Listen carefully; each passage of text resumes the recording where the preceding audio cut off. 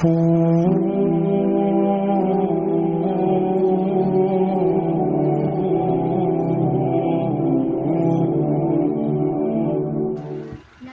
ونصلي على رسوله الكريم اما بعد فاعوذ بالله من الشیطان الرجیم بسم اللہ الرحمن الرحیم السلام علیکم ورحمۃ اللہ وبرکاتہ۔ آپ لوگوں کے سامنے جس عنوان کے تحت لب کشائی کرنے جا رہے ہیں وہ ہے خواتین اسلام کا کردار، اور آج کی خواتین کا اس معاشرے میں کیا کردار ہیں اور ان کے لیے چند نصیحتیں، یعنی کہ ہمارے حضور صلی اللہ علیہ وسلم کے دور کی خواتین کس طرح تھیں اور آج کی خواتین کس طرح ہو گئی ہیں اور کس طرح ہونی چاہیے، انشاءاللہ اس عنوان کے تحت آج ہم بات کریں گے۔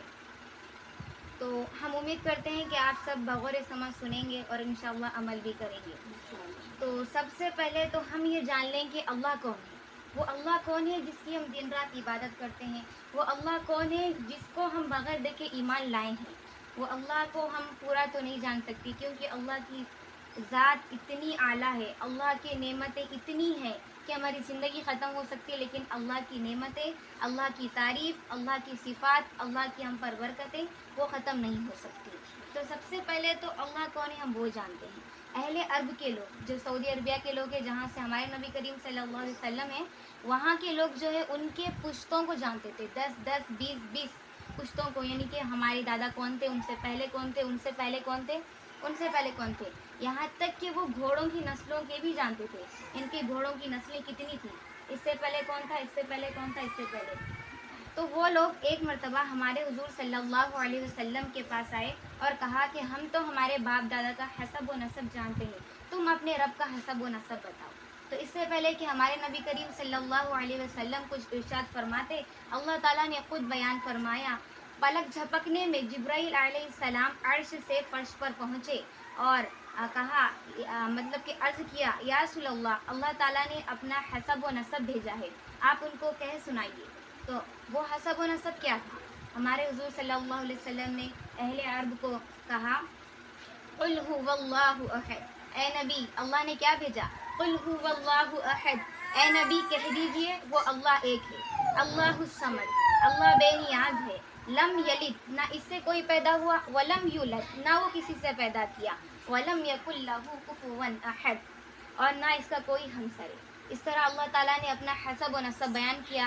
یہ سورت پڑھنے میں بہت چھوٹی ہے لیکن اس کے فضائل بہت ہیں، اور اس کے اندر اللہ تعالیٰ کی ایسی صفت بیان کی گئی ہے، الفاظ، سورت جو ہے بہت چھوٹی ہے لیکن اگر آپ اس کی تفسیر دیکھیں گے تو بہت بڑی ہے، اس کے اندر اللہ تعالیٰ کی ہر صفت کو بیان کیا گیا ہے۔ پھر اللہ وہ ہے جنہوں نے ہمیں بن مانگے مسلمان بنایا ہے۔ ہم نے اللہ سے کب مانگا تھا کہ اللہ ہمیں مسلمان بنا دیجیے، کیونکہ ہم اس دنیا میں تھے ہی نہیں، تو اس لیے اللہ تعالیٰ نے ہمیں بن مانگے مسلمان بنایا، ایمان والی زندگی دی، صحت والی زندگی دی، اور اس کے ساتھ نبی کریم صلی اللہ علیہ وسلم کا امتی بنایا۔ پھر ہمارے اللہ وہ ہے جنہوں نے ہمیں پیدا کیا، پھر ہم پر رحم کرنے، ہماری خدمت کرنے، ہماری پرورش کرنے، والدین جیسی بہترین نعمت سے ہمیں مالا مال فرمایا۔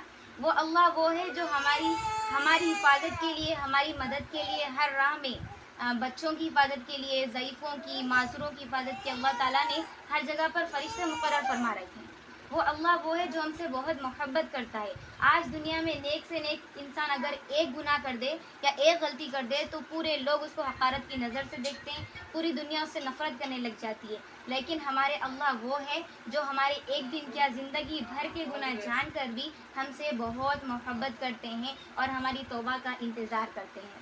ہمارے اللہ وہ ہے، کوئی یہ بات سوچ بھی نہیں سکتا کہ اللہ، انسان کی خوراک کی 3 نالیاں ہوتی ہیں، یعنی کہ جو ہمارا گلا ہے جس سے ہم کھانا کھاتے ہیں، اس کے اندر کا کیا نظام ہے وہ تو اللہ ہی کو پتہ ہے۔ تو اس کے اندر 3 راستے ہیں، ایک ہوا کا، ایک پانی کا اور ایک کھانے کا۔ تو ہمارے اللہ نے وہاں پر بھی ہر انسان کے فرشتہ بٹھا کر رکھا ہے کہ دیکھ کہ میرے بندے کا کبھی وہ غلطی سے جو ہے ہوا کے راستے میں کھانا نہ چلا جائے، پانی کے راستے میں کھانا نہ چلا جائے، میرا محبوب بندہ نافرمانی صحیح مر نہ جائے، میرا محبوب بندہ نافرمان ہی صحیح مر نہ جائے۔ یہ اللہ کی محبت ہے۔ آخر اللہ ہم سے اتنی محبت کیوں کرتا ہے؟ کیوں اللہ ہم سے اتنی محبت کرتا ہے اور اللہ تعالیٰ ہم سے کیا چاہتا ہے؟ اللہ ہم سے اس لیے اتنی محبت کرتا ہے کیونکہ اللہ ہم سے 70 ماؤں سے زیادہ محبت کرتا ہے، اور اللہ کو ہم سے چاہیے کیا؟ یہ اللہ تعالیٰ نے ہم قرآن میں بہت جگہ پر ارشاد فرمایا، لیکن ہم نے غور نہیں کیا. اتنی جگہ پر اللہ نے ہمیں حکم دیا ہے کہ ایسے کرو ایسے کرو، لیکن ہم غور نہیں کرتے. اللہ تعالیٰ نے سورہ ملک کی جو ہے آیت نمبر 2 ہے، الذی خلق الموت والحیات لیبلوکم ایکم احسن عملا. جس نے موت اور زندگی اسی لیے پیدا کی تاکہ وہ تمہیں آزمائے کہ تم میں سے عمل میں کون زیادہ بہتر ہے. یہ آیت کو سکون سے سنیے، جس نے زندگی اور موت اسی لیے پیدا کی کہ وہ تمہیں آزمائے کہ تم میں سے کون عمل میں زیادہ بہتر ہے. یہاں پر یہ نہیں فرمایا گیا کہ کون زیادہ عمل کرتا ہے، کون زیادہ نماز پڑھتا ہے، کون زیادہ صدقہ کرتا ہے. اللہ نے کہا کہ کون زیادہ اچھا کام کرتا ہے، کون زیادہ اچھا عمل کرتا ہے. یہاں پر زیادہ عمل کی نہیں بات کی گئی، بات کی گئی اعمال حسنہ کی، اخلاق حسنہ کی. تو زیادہ عمل تو چھوڑیے، کیا ہمارے اعمال خوبصورت ہیں؟ نہیں. خوبصورت اعمال کا مطلب کیا؟ خوبصورت اعمال کا یہ مطلب نہیں کہ ہم تیار ہو کر جو عبادت کریں. خوبصورت اعمال کا مطلب وہ ہے جو اللہ کو پسند ہو، جو ہمارے نبی کریم صلی اللہ علیہ وسلم کی عبادتیں تھیں، جو عبادتیں، جو اعمال ہمیں ہمارے حضور اور ہمارے اللہ سے ملتی ہیں، جو قرآن و حدیث و شریعت سے ملتی ہیں، ایسے خوبصورت اعمال اللہ کو چاہیے. اللہ کو زیادہ اعمال نہیں چاہیے. ایک حدیث میں ہے کہ سب عملوں میں اللہ کے نزدیک سب سے زیادہ محبوب عمل وہ ہے جو کہ دائمی ہو، اگرچہ تھوڑا ہو. دائمی ہونا چاہیے، اچھا ہونا چاہیے، تھوڑا ہو. جیسے کہ ہم گھر میں کام کریں تو ہمارے امیاں کہتے ہیں کہ تھوڑا ہی کرو لیکن اچھا کرو، تھوڑا ہی کرو اچھا کرو. تو اللہ تعالیٰ کو بھی کون سا بھی آپ عمل کرو، دل سے کرو، خالص اللہ کے لیے کرو. اب ہماری جو نمازیں ہیں اتنی زیادہ تو نہیں ہے، پہلے ہی تھوڑی ہے، پھر اس میں کئی زیادہ کوتاہیاں ہم سے غلطیاں ہوتی ہیں. اب اس کے اندر بھی ہماری جو دنیا کی پوری ٹینشن ہے، دنیا کی پورے سوچ، تو یہ اللہ کے لیے اچھی عمل ہو رہے ہیں؟ نہیں. تو ہمیں اچھے اعمال کرنا ہے. وہ کس طرح کرنا ہے؟ تو میری بہنوں، اللہ نے ہمیں سب سے پہلے انسان بنایا، پھر مسلمان بنایا، پھر نبی کریم صلی اللہ علیہ وسلم کی امتی بنایا. کون سے نبی؟ نبیوں کے نبی، خاتم الانبیاء، جن کی امت میں آنے کے لیے نبیوں نے دعا کی. اس نبی کی امت ہمیں بنایا. ہم سے خوش قسمت تو کوئی نہیں، کیونکہ اللہ تعالیٰ ہم سے بہت محبت کرتا ہے. یوسف علیہ السلام اور یعقوب علیہ السلام کا قصہ تو آپ لوگوں نے سنا ہوگا. وہ 40 برس تک اپنے بیٹے سے جدا رہے، اتنی محبت کہ وہ رو رو کر وہ نابینا ہو گئے تھے، ان کی آنکھوں کی بینائی چلی گئی تھی. جب وہ اپنے بیٹے سے ملے تو اتنا روئے روئے، مل کر بے ہوش ہو گئے، پھر روئے بے ہوش ہو گئے، پھر روئے بے ہوش ہو گئے. تو جب جبرائیل علیہ السلام اللہ سے کہتے ہیں کہ اللہ، کوئی ایک انسان سے اتنی محبت کر سکتا ہے؟ تو اللہ نے فرمایا میرا محبوب جو کہ نبی کریم صلی اللہ علیہ وسلم ہے، اس کی امت سے میں اس سے زیادہ بھی محبت کرتا ہوں، اس سے زیادہ محبت کرتا ہوں. کب کہہ رہے ہیں؟ جب تو یہ امت آئی نہیں تھی، جب تو ہمارے نبی بھی نہیں آئے تھے، جب تو ہم بھی نہیں آئے تھے. جب اللہ کہہ رہے ہیں تو سوچو کہ اللہ ہم سے کتنی محبت کرتا ہے. تو میری بہنوں، اللہ نے ہمیں سب سے پہلے انسان بنایا. آپ اللہ تعالیٰ کی محبت اور احسانات دیکھیے، پوری دنیا کو ایک طرف رکھ کر پھر سے اللہ کا سوچیے، آپ کو پتہ چلے گا کہ اللہ نے کتنی محبت کرتا ہے ہم سے. اللہ نے سب سے پہلے انسان بنایا، پھر ہمیں مسلمان بنایا، پھر ہمیں حضور صلی اللہ علیہ وسلم کا امتی بنایا، پھر اللہ نے ہمارے لیے نبی بھیجا. کیوں؟ رہنمائی و رہبری کے لیے، تاکہ ہم صحیح راستے پر چل کر، صراط المستقیم پر چل کر جنت الفردوس میں جائیں. اس لیے اللہ نے نبی کو بھیجا. انہی کے ذریعے سے ہمیں اپنے قرآن بھیجائی، اپنے کلام، اپنا کلام پاک بھیجایا، اپنے احکامات ہم تک بھیجائیں.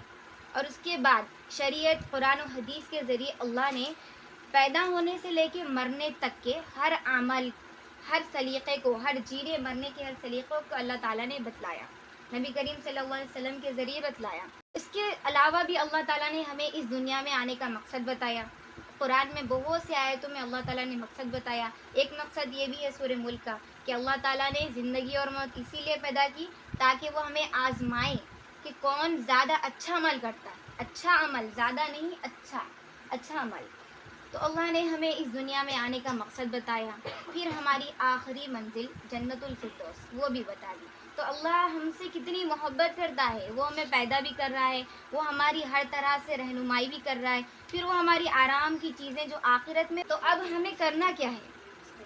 تو وہی قرآن میں اللہ تعالیٰ فرماتے ہیں، سورہ نساء کی آیت ہے، یا ایھا الذین آمنوا اطیعوا اللہ و اطیعوا الرسول.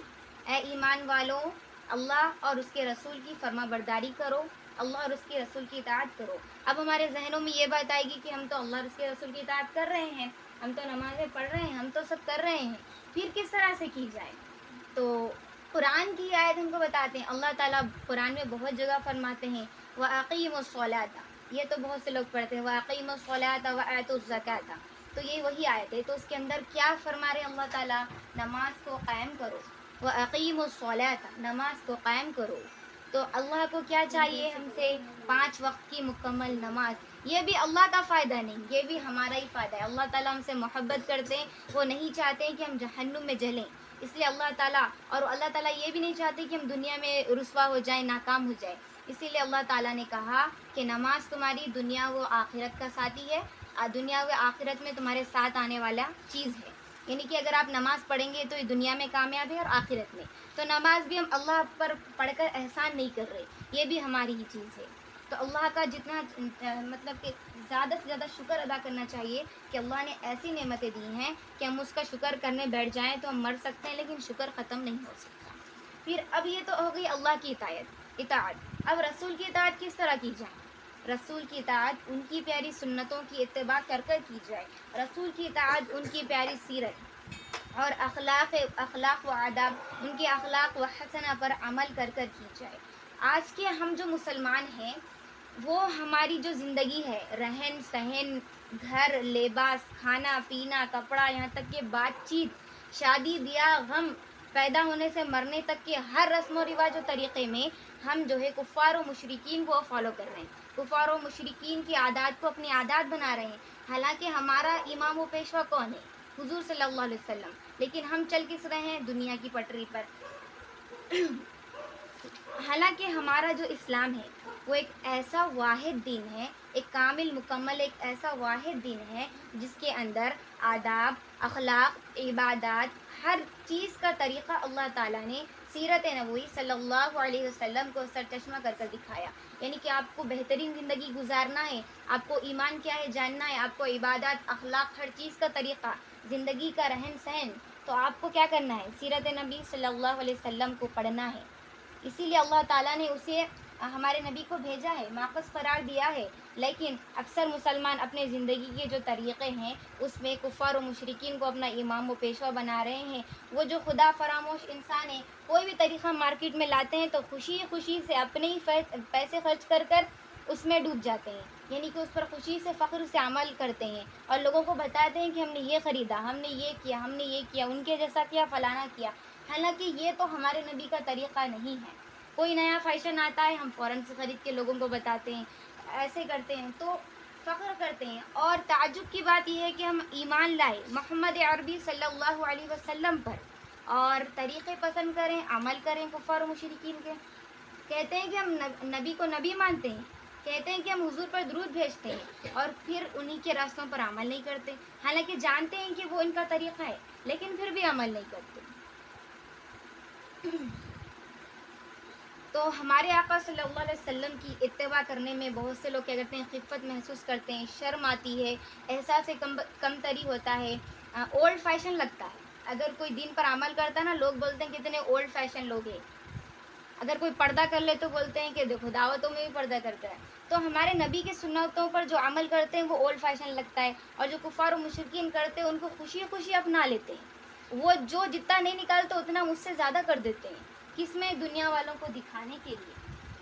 تو یہ سراسر بیوقوفی ہے۔ ہمیں چاہیے کہ ہم اپنے آقا کی سنتوں پر مر مٹیں، اپنے آقا کی سنتوں سے اتنی بے انتہا محبت کر بیٹھیں کہ اپنی زندگی کے رہن سہن ہر طریقے میں، سونے سے اٹھنے سے لے کر سونے تک اللہ کے رنگ میں ڈھل جائیں، صبغت اللہ کے رنگ میں ڈھل جائیں، اس کے رسول کی سنتوں پر عمل کر جائیں، تو ہی ہم کامیاب ہو سکتے ہیں۔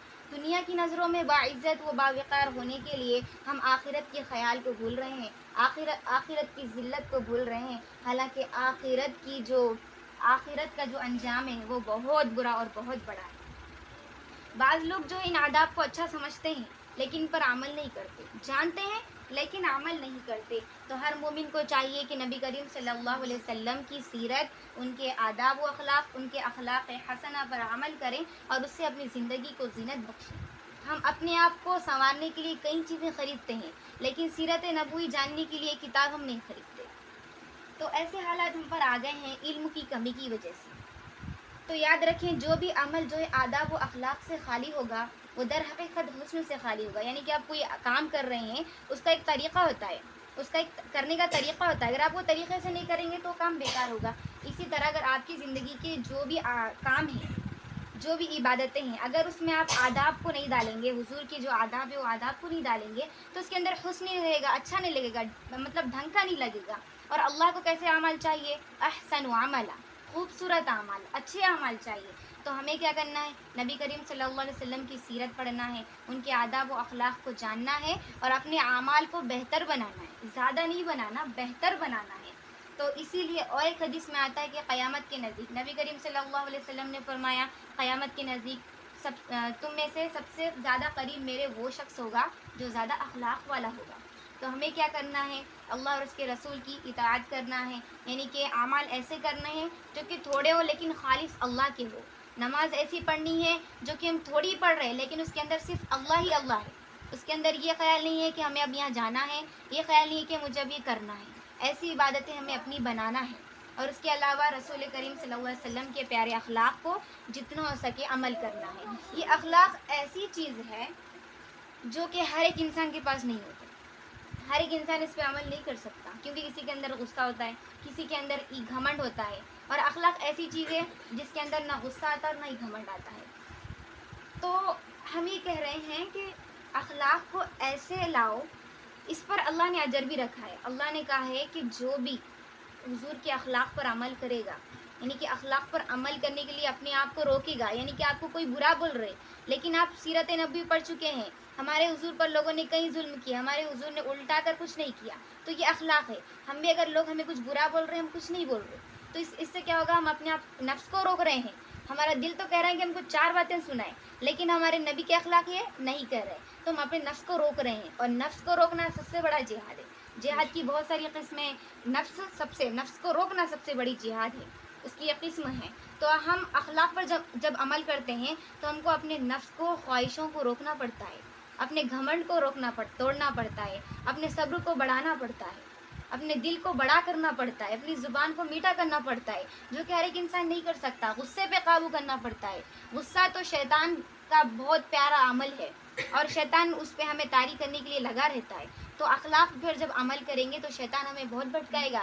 لیکن اللہ نے کہا ہے جو بھی اخلاق والا بن جائے گا, جو بھی اخلاق اپنے اندر ڈھال لے گا, اسے میں جنت الفردوس دے دوں گا. جنت کے بہت سارے درجے ہیں لیکن سب سے بڑا درجہ جنت الفردوس ہے. اور ایک حدیث میں ہمارے نبی کریم صلی اللہ علیہ وسلم نے فرمایا جب بھی تم جنت کی دعا کرو جنت الفردوس مانگو. کیوں؟ جنت الفردوس میں ہمارے آقا صلی اللہ علیہ وسلم ہوں گے, جنت الفردوس میں صحابہ اکرام ہوں گے. تو سب سے اعلیٰ درجے کی جنت الفردوس ہے. تو جب بھی دعا مانگے جنت الفردوس کی دعا مانگے. تو اللہ نے کہا جو بھی اخلاق اپنے اندر ڈال لے گا, اپنے نفس پہ قابو کر کے اخلاق ڈال لے گا, اسے میں جنت نہیں جنت الفردوس دے دوں گا. تو کتنی بڑی بات ہے. ہمارا اس دنیا میں آنے کا مقصد ایک ہی ہے, جنت الفردوس. ایک ہی ہے جنت الفردوس. یہ تو بہت چھوٹی سی زندگی ہے, جانا کہاں ہے؟ جنت الفردوس. تو اسی لیے اپنے اخلاق کو بہتر بنائیں, خوبصورت بنائیں. جیسے ہم کیا کرتے ہیں, اب تھوڑی سی انگریزی اگر ہم نے سیکھ لی تو انگلش تھوڑا اسٹائل میں بات کرنا شروع کر دیتے ہیں. بچے بھی اگر کسی کو انگلش سکھائیں تو تھوڑا اسٹائل میں بات کرنا شروع کرتے ہیں. اسی طرح جب آپ نبی کریم کے اخلاق کو سیکھیں تو جس خوبصورتی سے ہمارے نبی کے اخلاق ہیں اس خوبصورتی سے آپ اس پر عمل کریں. اتنی میٹھی آواز میں آپ بات کریں, اتنی میٹھی لہجے میں آپ بات کریں. اور اس کے علاوہ ہمارے نبی کریم صلی اللہ علیہ وسلم حج کے موقع پر عرفات کا میدان, کڑک دھوپ, کوئی اگر حج کو گئے ہوں گے تو ان کو پتا ہوگا کہ کیسا سما ہوتا ہے, کتنی دھوپ ہوتی ہے, پہاڑ پتھر گرم ہو جاتے ہیں. اس دھوپ میں ہمارے نبی ہاتھ اٹھا کر مسلسل رو رو کر دعا کر رہے ہیں. کس کے لیے؟ امت کے لیے. کئی گھنٹے کر رہے ہیں, 10-15 منٹ نہیں. ہم تو 1 گھنٹے سے زیادہ دعا کر رہے ہیں تو سو جاتے کہ ہمارے الفاظ ہی ختم ہو جاتے ہیں. کتنی دعا مانگیں گے, ایک ہی دعا بار بار زبان سے نکلتی ہے. لیکن ہمارے نبی مسلسل 3-4 گھنٹے امت کے لیے رو رو کر دعا مانگ رہے ہیں. کون سی امت؟ ہمارے لیے. ان کو پتا تھا کہ اس امت میں عائشہ آئے گی, ان کو پتا تھا اس امت میں یہاں جو مجلس میں خواتین بیٹھی آئے گی, نہیں پتا تھا. لیکن پھر بھی وہ ہمارے لیے دعا کر رہے ہیں. تو یہ ہمارے نبی کی ہمارے لیے محبت اور رحمت ہے. ہمارے نبی عرفات میں دعا کر رہے ہیں رو رو کر، ہمارے نبی مینا کی وادیوں میں دعا کر رہے ہیں رو رو کر، ہمارے نبی حرم میں دعا کر رہے ہیں رو رو کر، راتوں کو اٹھ کر ہمارے نبی زیادہ قیام نہیں کیا کرتے تھے، راتوں میں زیادہ نہیں سویا کرتے تھے، تہجد میں اٹھ کر دعا کرتے تھے، اتنا روتے تھے کہ صحابہ اکرام دیکھ کر پریشان ہو جاتے تھے. اتنا کیوں روتے تھے؟ آخر کس لیے روتے تھے؟ مطلب ان کا کوئی فائدہ تھا اس میں رونے کا؟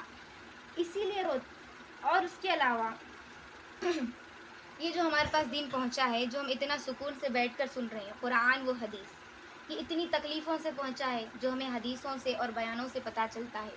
اتنی تکلیفوں سے کفار و مشرکین جو ہے ہمارے نبی اور صحابہ کرام جو تبلیغ کرتے تھے ان کو ستاتے تھے، ان پر پتھر برساتے تھے، انہیں گالیاں دیتے تھے، ان پر کچرا پھینکتے تھے، ان کے اوپر سیٹی بجاتے تھے، ان کو پاگل کہتے تھے، دیوانہ کہتے تھے، ایسے کئی الفاظ نعوذ باللہ کہتے تھے، بھلا برا کہتے تھے. اور اس کے علاوہ جو ہے اس دور کی خواتین جو تھی وہ بھی اپنا گھر، اپنا مال، اپنی بیوی، اپنے بچے، اپنا شوہر اور اپنے نوجوان بچوں کو اس دین کی خاطر لگا دیا تھا.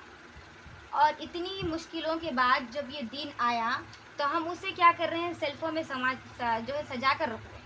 اتنی مشکلوں کے بعد 23 سال ہمارے نبی نے تبلیغ، 23 سال میں ہمارے نبی نے اتنی مشکلوں سے ہم تک یہ قرآن، حدیث، یہ تمام باتیں، اٹھنے سے لے کے سونے تک کے تمام طریقے شریعت میں بتلائے. اور ہم ان چیزوں کو کتابوں میں تو درج کر دیے، وہ کتابیں ہم نے سیلف میں سجا دی، وہ نہ ہمارے دل میں ہیں نہ دماغ میں ہیں. اسی لیے تھوڑی ہمارے نبی نے اتنی پریشانیاں اٹھائی تھی کہ ہم اس کو سیلف میں سجا کے رکھیں. نہیں نا، اسی لیے کہ ہم اس پر پڑھیں، عمل کریں، اپنی اولاد کو پڑھائیں تاکہ وہ نسل نیک بنے، پھر وہ ان کی اولاد کو پڑھائے تاکہ وہ نسل، اسی طرح ہماری امت بڑھتی رہے اور امت کے لوگ جو ہے نیک ہو، زیادہ سے زیادہ امت جنت میں جائیں. یہی ہمارے نبی کی کوشش تھی. اس کے علاوہ ہمارے نبی صلی اللہ علیہ وسلم اتنا روتے کیوں تھے؟ اسی لیے روتے تھے کہ وہ چاہتے تھے کہ ان کی امت کا ہر مرد بخشا جائے، ان کی امت کی ہر ایک عورت بخشی جائے، ان کی امت کا ہر ایک بچہ چھوٹا بڑا بخشا جائے، نافرمان بخشا جائے، سب بخشا جائے. ہمارے نبی کے الفاظ تھے. حضرت ابراہیم علیہ السلام وہ اپنی امت کے بارے میں تبلیغ کر کر تھک چکے تو اللہ سے دعا کر رہے ہیں کہ اللہ معاف کر تیری مرضی، نہ کر تیری مرضی. عیسیٰ علیہ السلام وہ بھی ایک نبی ہے، وہ بھی اپنی امت کے بارے میں اللہ سے دعا کر رہے ہیں، یا اللہ معاف کر تیری مرضی، نہ کر تیری مرضی.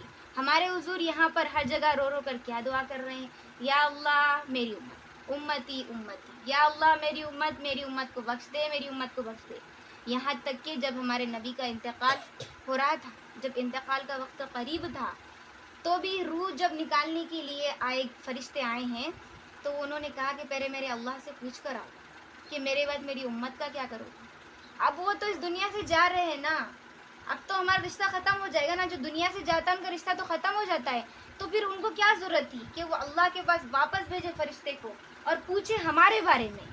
تو انہوں نے بھیجا، پھر اللہ تعالیٰ نے واپس فرشتے کو بھیجا اور کہا کہ پریشان نہ ہو، ہم آپ کی امت کا اچھا ہی کریں. تو ہمارے نبی دنیا میں جانے سے پہلے بھی ہم سے رشتہ نہیں توڑیں اور آخرت میں بھی نہیں توڑیں گے.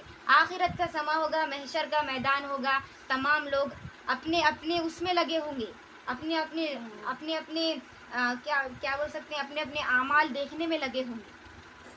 پھر بھی آپ کو یہی صدائیں سنائی دیں، امتی امتی. ہر لوگ اپنے اپنے نیکیوں میں مطلب کہ مانگنے میں ہوں گے کہ میری نیکی دے دو، ماں باپ کو ڈھونڈیں گے، لیکن وہاں پر کوئی کسی کا نہیں ہوگا. تو ویسے عالم میں ہمارے نبی کریم صلی اللہ علیہ وسلم ہمارے لیے اپنی رب کی بارگاہ میں سجدہ ریز ہو کر اللہ سے دعا مانگیں گے، یا رب امتی، یا اللہ میری امت کو بخش دے، یا اللہ میری امت کو. اتنے نبی، ہمارے نبی تو آخری نبی ہے، ان سے پہلے 1,24,000 کم و بیش نبی آ چکے ہیں جن کی گنتی جو ہے منتخب نہیں ہے. تو اتنے نبی تھے، اتنے نبی کی امت تھی. وہ نبی نہیں مانگ رہے دعا، وہ نبی صرف کیا بول رہے ہیں کہ اللہ مجھے بخش دے. عیسیٰ علیہ السلام کریں کہ میں تو اپنی ماں مریم علیہ السلام کا بھی نہیں سوال کروں گا، بخش دے. لیکن ہمارے نبی نہ وہ ان کی مغفرت کا مانگ رہے ہیں، نہ ہی ان کے گھر والوں کی، نہ ہی ان کی بیٹی فاطمہ، نہ ہی ان کے بیٹے، کسی کے لیے نہیں. وہ کہہ رہے ہیں یا اللہ میری امت. کون سی امت؟ وہ ہم امت، جو کہ ہم ان کی اطاعت پورے سے نہیں کرتے. اپنے نفس کی خاطر ان کی نافرمانی کر بیٹھتے ہیں. تو سوچئے محمد عربی صلی اللہ علیہ وسلم سے محبت نہ کی جائے تو کس سے کی جائے؟ ان کی سنتوں کی اتباع نہ کی جائے تو کس کی جائے؟ لیکن ہم تو اسی نبی کی نافرمانی کرتے ہیں. اسی نبی کے طریقے اور سنتیں جو انہوں نے 23 سال کی محنت و مشقت سے ہم تک پہنچائی، ہم اسی کے جنازے نکال رہے ہیں.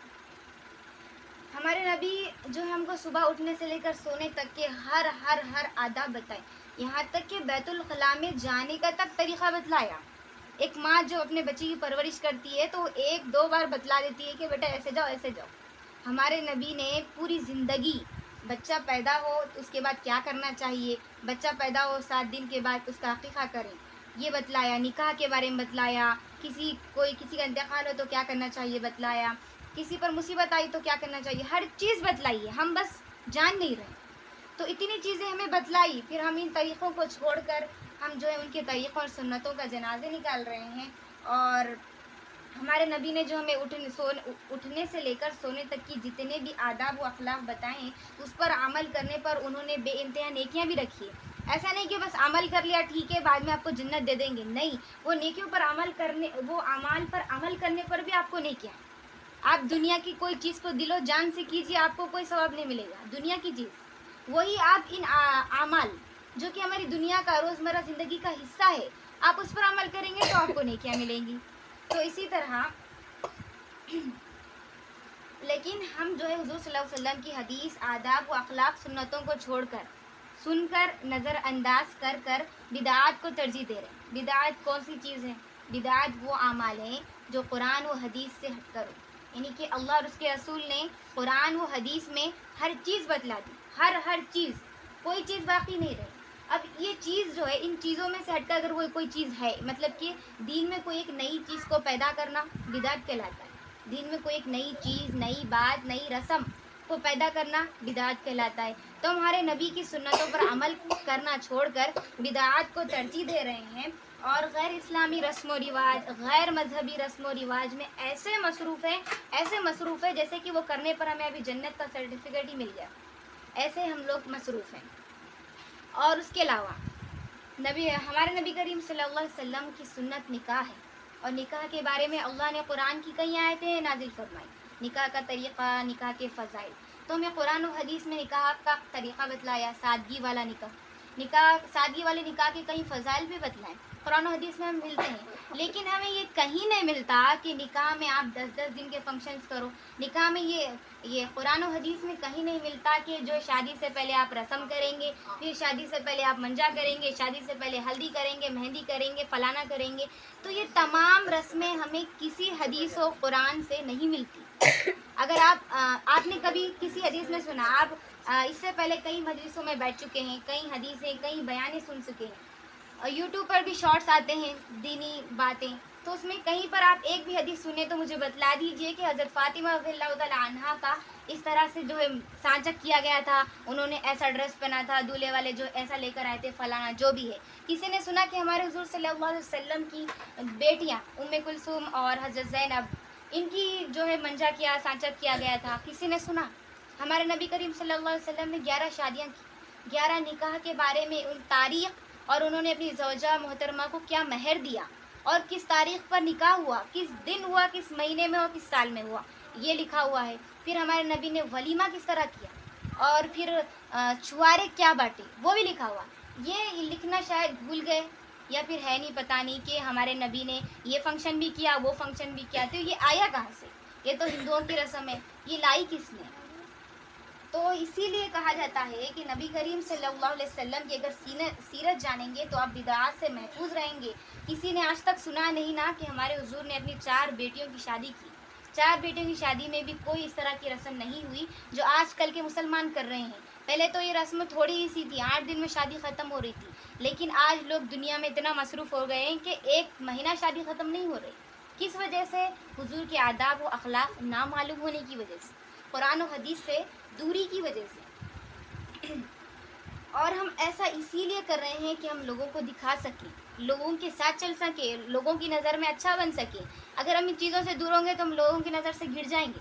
لوگ بولیں گے کہ لوگ آتے نہیں، لوگ کرتے نہیں. تو اس طرح تو ہم جو ہے لوگوں کو اچھا دکھنے کی نظر میں اللہ اور اس کے رسول کی نظر میں کیا بن رہے ہیں؟ ہم اللہ اور اس کے رسول کی بغاوت کر رہے ہیں دنیا کی وجہ سے. تو جو ہمارے لیے آخری دم تک روتا رہا، جو ہمارے لیے آخری دم تک دعا کرتا رہا، اس کی ہم بغاوت کر رہے ہیں دنیاوی چند دنوں کی رسم و رواج کے لیے.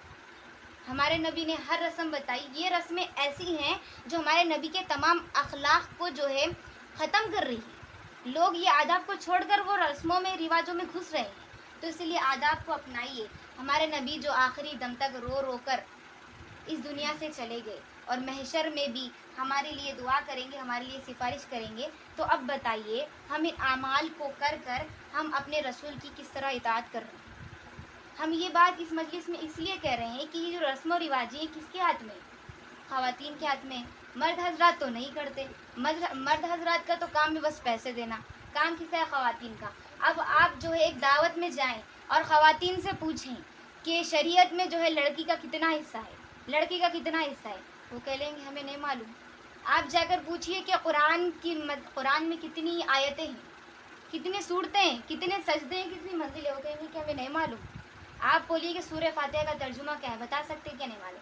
پہلی بات تو کوئی کسی سے پوچھے گا نہیں. کیوں؟ کیونکہ ان کچھ نہیں معلوم، انہوں بولے تو انہوں ان کی نکال دیتے. مطلب کہ اگر آپ کسی کو پوچھ رہے تو انہوں بولتے تمہارا کو معلوم کی، پھر انہوں بولتے تمہارا کو معلوم کی، اس لیے بولتے اب خاموش رہنا بہتر ہے. تو اسی لیے کوئی کسی سے اسی لیے نہیں پوچھ رہا. کیوں؟ کیونکہ مجھے بھی نہیں معلوم، ان کو بھی نہیں معلوم، اس لیے خاموش رہنا بہتر ہے. تو اگر آپ کو معلوم ہوگا تو ایسا نہیں ہوگا. تو ہمارے کہنے کا مقصد یہ ہے کہ عورتیں اگر گھر میں سیرت نبوی پڑھیں، قرآن و حدیث پر عمل کریں، تو قرآن و حدیث پر عمل کریں تو آپ کو معلومات بھی ہوگی اور آپ کی نسل سے ایسی جو بری رسمیں ہیں، بدعات ہے، وہ نکلے گی. اگر آپ جو ہے عمل نہیں کریں گے، مطلب آپ علم حاصل نہیں کریں گے، چلو اب تو ہماری عمر گزر گئی، آپ یہ تمام رسمیں کر کے چلے جائیں گے. آپ کی اولاد نے دیکھی، اب ان کی شادی ہوگی، وہ بھی کریں گے، پھر وہ بھی نہیں سیکھیں گے، پھر ان کی تو یہ رسمیں ختم ہی نہیں ہوگی نا. ہمارے نبی صلی اللہ علیہ وسلم اس دنیا سے چلے گئے. تبلیغ کا کام کس کے ذمے ہے؟ ہر ایک امتی کے ذمے ہے. بس علماء اور حافظ اور عالم لوگوں کے ذمے نہیں، ہر امت کے ذمے ہے کہ وہ دین کی بات جہاں پر سنیں اس کو اچھے سے سنیں، جو سنائے ویسے ہی آگے پہنچائیں. یہ ہمارے ذمے ہیں. لیکن ہم وہ کام جو ہے ہمیں چھوڑ کر دنیا کی جو رسم و رواج ہے، جن کی کوئی حقیقت نہیں ہے، جن کی کوئی تاریخ نہیں ہے، اس کے پیچھے پڑے ہوئے. آپ خواتین سے پوچھیں نہیں بتائیں گی. دین کے بارے میں اگر کچھ پوچھ لیں، مطلب جنرل نالج کے علاوہ کچھ تھوڑا سا زیادہ پوچھ لیں، نہیں بتائیں گی. اس کے علاوہ اگر آپ پوچھ لیں کہ فلاں رسم میں کیا کیا کرنا واجب بولے تو 2-4 انٹیاں اٹھ کے آ جاتے. ایسا کرو، ایسا کرو، ایسا کرو، ہیلپ بھی کر دیتے. اسی لیے کہ ہمارے اندر جو ہے دنیا کی محبت زیادہ چلی گئی. اور اس کے اندر کیا ہوتا ہے، شیطان اس کو نا ہمارے سامنے اچھا کر کر دکھا رہا ہے. ہمیں جو ہے اچھا تیار ہونا اچھا لگ رہا ہے، یہ فنکشنس اچھے لگ رہے ہیں، پورے مہمان آ رہے ہیں، سب ایک ساتھ انجوائے کر رہے ہیں، ہنسی مذاق اچھا لگ رہا ہے. لیکن ہمارا دین ایسا نہیں ہے. ہمارا دین کہتا ہے وقت کو برے کاموں میں برباد نہیں کرو، جتنا چاہے عبادت کر لو. ہمارے نبی کے اخلاق اور سیرت اگر کوئی پڑھا ہے تو وہ کبھی اپنی زندگی کا 1 منٹ بھی ضائع نہیں کرے. کیوں؟ کیونکہ زندگی کب ختم ہونے والی ہے کسی کو نہیں معلوم. دنیا میں بچہ کب آنے والا ہے وہ بھی کسی کو نہیں معلوم. کون کب مرنے والا ہے وہ بھی کسی کو نہیں معلوم. اسی لیے اگر آپ سیرت پر عمل کریں گے تو آپ سیدھے راستے پر چل سکیں گے. اسی لیے اپنے گھر میں سیرت کا معمول رکھیں. اور اس کے علاوہ صرف نماز پڑھنا ہی کافی نہیں. حدیث میں آتا ہے کہ بے شک نماز بے حیائی کو روکتی ہے، بے حیائی برے کاموں سے روکتی ہے. تو ہماری یہ کیسی نمازیں ہیں جو ہمیں برے کاموں سے نہیں روک رہی؟ ہم نمازیں تو پڑھ رہے ہیں، دھڑم دھڑم سجدے تو مار رہے ہیں، پھر کرنے کے کام ہم کر رہے ہیں. تو ہماری یہ ایسی کیسی نماز ہے جو ہم پر اثر ہی نہیں کر رہی، جو ہم کو اچھے کاموں کی طرف ہی نہیں بھیج رہی، جو ہمیں گناہوں سے روک ہی نہیں رہی؟ ایسی کون سی نماز ہے ہماری؟ تو اس کا مطلب یہ ہے کہ ہمیں اپنی نمازوں کو درست کرنے کی ضرورت ہے. ہمیں دین اور سیکھنے کی ضرورت ہے. اگر ہم دین پر عمل کریں گے تو ہمیں پتہ چلے گا نا کہ کیا اچھا اور کیا برا. اس میں ہماری بھی غلطی نہیں ہے. ہمارے بڑے جو کر کے آئے ہم بھی وہی کر رہے ہیں. تو ہمارے بڑوں کی غلطی یہ تھی کہ انہوں نے دین نہیں سیکھا. ہمارا کام یہ ہے کہ ہم دین سیکھیں، ہم بھی ان کی طرح جو ہے بس زندگی گزار کر نہ جائیں. اور ہمارے اب اس دور میں کیا ہو رہا ہے، ٹھیک ہے وہ رسم و رواج تو ہو رہے ہیں، لیکن ہماری بہنیں، گھر کی مائیں سب اس شادیوں میں ایسے تیار ہو کر جا رہی ہے کہ اب دلہن ہی پہچاننے میں نہیں آ رہی کہ دلہن کون اور بہنیں کون، لڑکی کون. تو اتنا تیار ہو رہے ہیں کہ ہم جو ہے دنیا کی نظر میں اچھا لگنے کے لیے، دنیا کے والوں کے ساتھ رہنے کے لیے، فیشن کو برقرار رکھنے کے لیے اتنا ڈوب رہے ہیں کہ ہم فاطمی لباس کو بھول گئے، فاطمی پردے کو بھول گئے. اتنا افسوس ہے کہ فاطمی پردہ کیا ہمیں سکھلاتا ہے، نبی کی بیٹی نے ہمیں کیا بتلایا، اور ہم کیا کریں.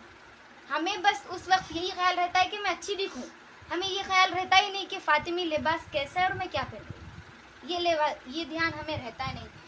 تو اب ٹھیک ہے وہ تیار ہو کر تو جا رہی ہے، ظاہر سی بات ہے ہمارے پاس الحمدللہ اتنا تو دین ہے کہ عورتوں کی مجالس میں مرد شرکت نہیں کرتے، لیکن وہاں پر کیمرہ مین تو موجود ہوتا ہے. اب یہاں پر ایسی کوئی دلیل نہیں ہے کہ کیمرہ مین سے پردہ فرض نہیں ہے. ہر مرد سے جو غیر محرم ہے اس سے ہم کو پردہ کرنا ہے. ہم اتنا تیار ہو کر جا رہے، برقع پہن کے گھر سے نکل رہے اسی لیے کہ ہم کو مرد حضرات نہ دیکھیں، اور وہاں پر جا کے کیمرہ مین کو دکھ جا رہا، تو پھر فائدہ کیا پردے کا. باہر سے بھی برقع نہیں پہن کے تو چل جاتا تھا، کیونکہ اب یہ بیچارہ دیکھ لیا نا، پردہ تو کیسے بھی چلے گا ہمارا، تو وہ بھی پردہ. تو اسی لیے ہم یہ کہہ رہے ہیں، ہمارے بولنے کا مطلب یہ، اگر ہماری کوئی الفاظ برے لگ رہے ہیں تو ہمیں معاف کریں، لیکن ہم یہ بتا رہے ہیں کہ ہم اتنا تیار ہو رہے، پردہ کر کے جا رہے، لیکن کیمرہ مین کے سامنے دکھ جا رہے. پردہ تو ہو رہا ہی نہیں نا. پھر اچھا کیمرہ مین ایک بار دیکھ لیا، چلو ٹھیک ہے، وہ ہم کو اتنا غور سے نہیں دیکھتا، یہ ہمارا خیال. لیکن اب وہ کیسٹ بنا لیتا، اب وہ کیسٹ کو زندگی بھر دیکھتے، اب وہ غیر محرم مرد بھی دیکھتے، تو کتنا بے پردی کی ہو رہی. کیا یہ فاطمہ رضی اللہ تعالیٰ عنہ کی سیرت ہے؟ نہیں. تو ہمیں سوچنا چاہیے، جب جہنم میں مرد اور عورتوں کو ایک جگہ جلایا جائے گا، چیخ ماریں گے، چیخ، کھالوں کو اتار کر جلایا جائے گا، لاوے میں ان کو ابالا جائے گا، عورتوں کو ننگا الٹا سر کے بل لٹکا کر جلایا جائے گا، ایک ایک بال عورتوں کو کھینچ کر نکالا جائے گا. فرشتے ایسا ایک ایک بال کھینچیں گے. اگر ہم چوٹی ڈالتے وقت غلطی سے ایک بھی بال اگر کھینچے گئے تو کتنی تکلیف ہوتی. وہاں پر فرشتے ہم کو ننگا کر ایک ایک بال کھینچیں گے، ہمارے ناخن کھینچیں گے. آج کل لوگ لمبے ناخن بنا رہے، ناخن کھینچیں گے. تو جتنا پردہ دکھے، جتنا ہمارے جسم کا حصہ دکھے گا اتنا جلایا جائے گا. تو لہٰذا جتنا ہو سکے پردہ کریں. ہم کو وہاں پر کوئی بچانے والا نہیں ہوگا، تو اللہ تعالیٰ سے دعا ہے کہ اللہ تعالیٰ ہمیں ایسے عذاب سے محفوظ رکھے. اللہ اور اس کے رسول نے تو ہم عورتوں کو اتنی عزت دی ہے، اتنی اہمیت دی ہے، اتنے درجات دیے ہیں جو کہ ہم کو نہیں معلوم. اگر معلوم ہونا تو ہم اس دنیا کو پسند ہی نہیں کریں گے، ہم بس اللہ اللہ رسول رسول ہی کہیں گے. جب ہمیں ہماری اہمیت معلوم ہوگی، جب ہمیں ہمارا کردار اور ہمارا فرض معلوم ہوگا، تو یہ کب معلوم ہوگا؟ سیرت پڑھیں گے اور تاریخ اسلام پڑھیں گے. تو اللہ تعالیٰ نے عورت کو اتنے درجات دیے ہیں، اتنے احسانات اللہ نے ہم عورتوں پر کیے کہ اللہ تعالیٰ نے قرآن میں جب وراثت، ماں باپ کی جو وراثت ہوتی ہے بھائی بہن میں تقسیم ہوتی ہے، تو اللہ تعالیٰ نے اس وراثت میں سب سے پہلے بیٹی کا حصہ بتلایا. بیٹی کا حصہ پہلے بتلایا، پھر بیٹے کا بتلایا. یعنی کہ اللہ تعالیٰ نے کیا کیا، ہمیں زیادہ، مطلب کہ اللہ نے ہمیں اہمیت دی کہ لوگ بیٹیوں کو کم نہ سمجھیں. یعنی کہ اللہ نے ہمیں اہمیت دی ہے، کس میں؟ قرآن میں. پھر اس کے علاوہ جب عورت ماں بنتی ہے تو اللہ تعالیٰ ڈائریکٹ اس کے قدموں میں جنت ڈال دیتے ہیں. وہ جنت جس کے لیے ہم دنیا میں پوری عمر بھر مشقت کر رہے ہیں، وہ جنت اللہ عورت کے قدموں میں ڈال دیتا ہے. پھر عورت جب حاملہ ہوتی ہے تو جو 9 مہینے کا سفر ہوتا ہے، اس کے اندر جتنی بھی مشکلات ہوتی ہے، وہ مشکلات میں جتنی بھی پریشانیاں تکلیفیں اس کو ہوتی ہے، اس کو کہیں زیادہ نیکی اور اجر دی جاتے ہیں. یہاں تک کہ اگر وہ اس حالت میں انتقال فرما جائے تو اسے شہید کا درجہ ملتا ہے. اتنی عورت کو اللہ تعالیٰ اہمیت دے رہا ہے اسلام میں. اور اللہ تعالیٰ نے یہاں تک کہا کہ کوئی عورت اللہ اور اس کے رسول کی اطاعت کرے، پھر اپنے شوہر کی اچھے سے اطاعت کر لے، شوہر کو خوش کر دے، اللہ کو راضی کر دے، تو اللہ تعالیٰ اس کو یہ اختیار دیں گے کہ وہ اپنی مرضی سے جنت کے 7 دروازے جس دروازے سے چاہے داخل ہو. تو ہم عورتوں کو چاہیے کیا؟ اللہ تعالیٰ اتنا آسان تو کر رہا ہے. اللہ تعالیٰ نے ہمیں باہر جا کے محنت کرنے کا بھی وہ نہیں رکھا ہے نظام.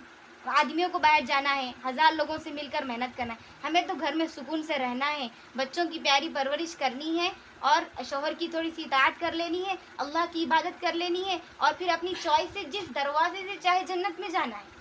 پھر ہم یہ تمام چیزیں چھوڑ کے کر کیا کریں؟ اور اس کے علاوہ اللہ تعالیٰ نے جو ہے جنت میں جب ہم کو ڈالا جائے گا نا، تو سب سے پہلے عورتیں جائیں گی.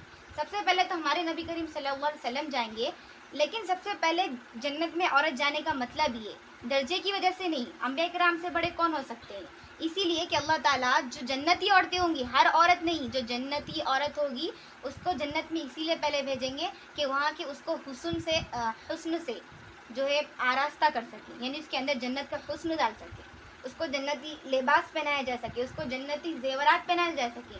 اللہ تعالیٰ عورت کو پورا ریڈی کر دیں گے، میک اپ کر دیں گے، جنت والا میک اپ، خوبصورتی دے دیں گے، پھر وہ اپنے شوہروں کا استقبال کریں گی۔ ہمارے نبی کی بیویاں اپنے انبیاء کرام کا استقبال کریں گی۔ پھر اگر جنتی ہوئے انشاءاللہ تو ہم ہمارے شوہروں کا استقبال کریں گے، کس حالت میں؟ خوبصورت جنت۔ یہاں پر اگر کوئی زیادہ گورے ہوں تو اس کو بار بار دیکھ لیتے ہیں کتنے خوبصورت، تو جنت میں تو عورت بہت خوبصورت ہو جائے گی۔ جنت کی حور کا تو آپ نے سنا ہے، اس سے زیادہ تو دنیا کی عورت خوبصورت ہوں گی۔ تو اللہ تعالیٰ نے ہمیں یہ بھی مقام دیا کہ اللہ تعالیٰ ہمیں سب سے پہلے جنت میں بھیجے گا اور جنت کی حسن سے، لباس سے، زیورات سے ہم کو آراستہ فرمائے گا۔ اتنی بڑی عنایت بھی اللہ تعالیٰ ہم عورتوں کو دے گا۔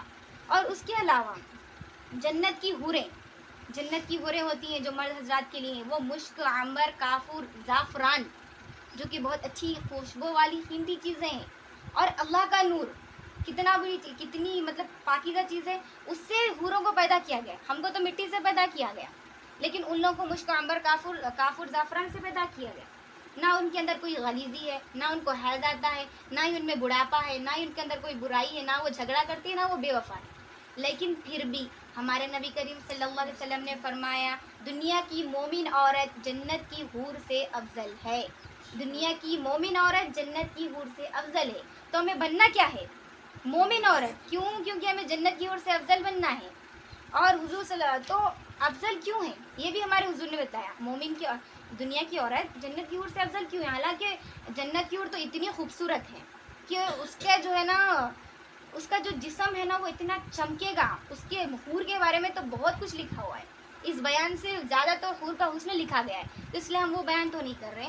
تو کیوں عورت کو اتنا بڑا دنیا کی عورت کو درجہ دیا گیا؟ اس لیے کہ وہ اللہ کے لیے نماز پڑھتی ہیں، اللہ کی غلامی کرتی ہیں، اللہ کے لیے صدقہ کرتی ہیں، اللہ کا ذکر کرتی ہیں، جو کہ جنت کی حوریں نہیں کرتی۔ اس لیے ہمارے حضور نے کہا دنیا کی عورت جنت کی حور سے 70 گنا زیادہ افضل ہے۔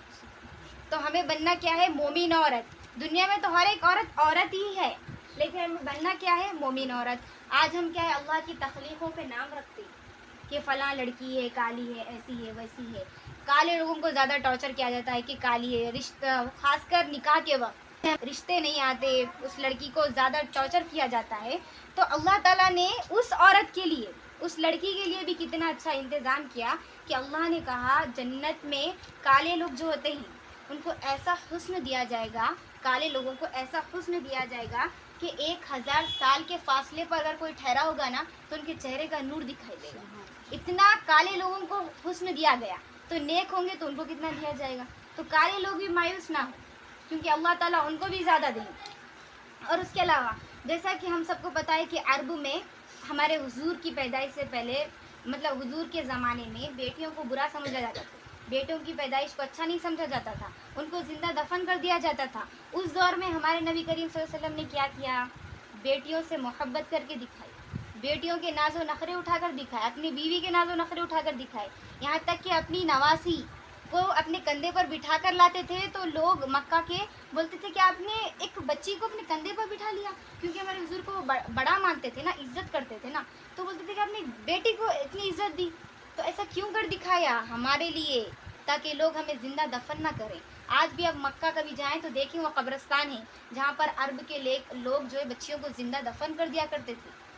تو اللہ نے اس کو ابھی تک رکھا عبرت کے لیے کہ بیٹیوں کا مقام اسلام میں کیا ہے۔ کوئی مذہب بیٹیوں کو اتنی ترجیح نہیں دیتا جتنا ہمارا اسلام دیتا ہے، تو ہمیں بھی اپنے اسلام پر اتنا ہی بھرنا چاہیے نا، ہمیں بھی ہمارے اسلام پر اتنی اہمیت دینی چاہیے۔ تو ہم ابھی کرنا کیا ہے آپ کو انشاءاللہ آگے بتا ہوگا، تھوڑا ہی ہے۔ اور جیسا کہ پھر ہمارے حضور جو ہے فاطمہ رضی اللہ تعالیٰ عنہ، ان کی جو بیٹی ہے ان سے بھی اتنی محبت کر کر بتائیں۔ حضور اور فاطمہ دونوں کی محبت اتنی مثالی، ایک باپ اور بیٹی کی محبت۔ جب ہمارے نبی کے وصال کا وقت ہوا نا، مطلب وصال کا وقت تو قریب تھا، جب ان کو پتہ چلا کہ حضور وصال کرنے والے ہیں تو وہ اتنا روئی باپ کی محبت میں۔ تو حضور نے کہا کہ فاطمہ غم نہ کر، میرے بعد جلد تو بھی آنے والی ہے۔ تو وہ اتنا خوش ہو گئی فوراً سے، کیوں؟ کیونکہ اپنے باپ سے محبت کرتی تھی۔ اور ہمارے حضور بھی فاطمہ کو اتنی محبت اور عزت کرتے تھے، وہ کہتے تھے کہ فاطمہ میری جگر کا ٹکڑا ہے، تو وہ اپنی بیٹی کو بھی اتنی عزت دے کہ آپ فاطمہ رضی اللہ تعالیٰ عنہ کی سیرت پڑھیں گے تو آپ کو پتہ چلے گا کہ حضور نے بیٹیوں سے کس طرح محبت کی. آپ حضرت عائشہ کی سیرت پڑھیں گے تو آپ کو پتہ چلے گا کہ حضور نے بیویوں سے کس طرح محبت کی. حضرت عائشہ کم عمر میں ان کا نکاح ہوا تھا، حضور ان کے لیے گھر میں آٹا گوندھ رہے ہیں، جھاڑو مار رہے ہیں، ان کو طریقہ بتلا رہے ہیں کام کرنے کا. بیویوں سے بھی ہمارے حضور نے محبت کر کے بتلائی، کس لیے؟ ہمارے لیے کہ ہم آنے والی نسلیں مطلب کہ اچھے راستے پر عمل کریں اور جنت میں جائیں. تو اس طرح اللہ تعالیٰ نے عورت کے ہر روپ میں بہترین مقام دیا ہے اور افضلیت دی ہے. یعنی کہ اگر آپ بیٹی ہیں تو بھی آپ کو اللہ نے عزت دی ہے، آپ بیوی ہیں تو بھی اللہ نے آپ کو بہت بڑا مرتبہ دیا، آپ بہن ہیں تو بھی، آپ ماں ہیں تو سب سے بڑا درجہ ہے. تو اللہ نے ہمیں ہر روپ میں جو ہمیں کوئی نہ کوئی اتنا بڑا اعزاز دیا ہے جس کا ہم اللہ کو جتنا شکر ادا کرے اتنا کم ہے.